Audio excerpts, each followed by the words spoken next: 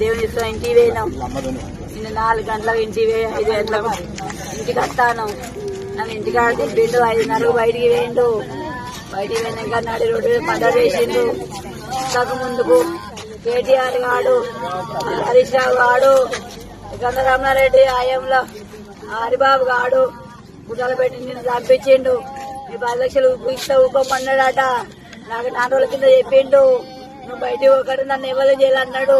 Medigadda case గెలిచినావు అన్నాడు. నాతో చెప్పిండు. సంబరపడ్డాడు. ఏం అవుతానంటే మేడిగడ్డ కేసు గెలిచినావు అన్నాడు. ఆయన ఇవాళ నిన్ను చేసిండ కేసు.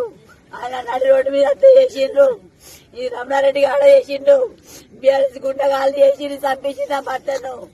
వాళ్ళ హరిబాబు గాడు, రేణుగుంట కొవ్వరడు, రేణుగుంట రవి గాడు, రేణుగుంట సంజీవ్ గాడు నా భర్తను చంపిండు. అందరు ఒక్కటై నిఘా పెట్టిండు. నా పిల్లలకి ఆయన చేతిలో చేయను అయ్యా. ఓ నాయన వాడు గేటి గారు గాడు, ఈ రమణారెడ్డి హరిబాబు గుండాలు పెట్టి తప్పించిండు. వాళ్ళు తప్ప మాకు ఇవ్వలేరు. బీఆర్ఎస్ గుండగాలే మాకు తప్పించిండు. నా పిల్లల్ని ఆయన మాకు న్యాయం చేయండి అయ్యా. పేడిగడ్డ మీద కేసు అయితే గెలిచిందని ప్రశ్నిస్తే చంపిండు. ప్రశ్నించే కొంచెం చంపేస్తారన్న.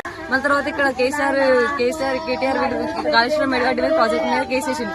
ఈ రోజు నిన్న కేసు గెలిచేదంట. వచ్చా జీర్ణించుకోలేక ఇట్లా బీఆర్ఎస్ నాయకులు మొత్తం కలిపి ఈ కేటీఆర్ కి పెట్టిన వీళ్ళ నుంచి గండ్ర నుంచి ఇక్కడికి ఉండాలి. ఇక్కడ ఉన్న వాళ్ళకి అసలు ఇక్కడ వాళ్ళకి సీన్ లేదు. వాళ్ళు ఇక్కడ పెట్టించి వాళ్ళంతా ఇట్లా చంపించింది దాన్ని. వాళ్ళు మాత్రం ఎంతకాలం ఉంటుంది మాకు మాత్రం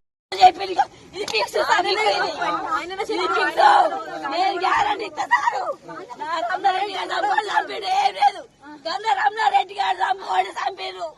బాగా బలం చూసుకోలే చేసిండు.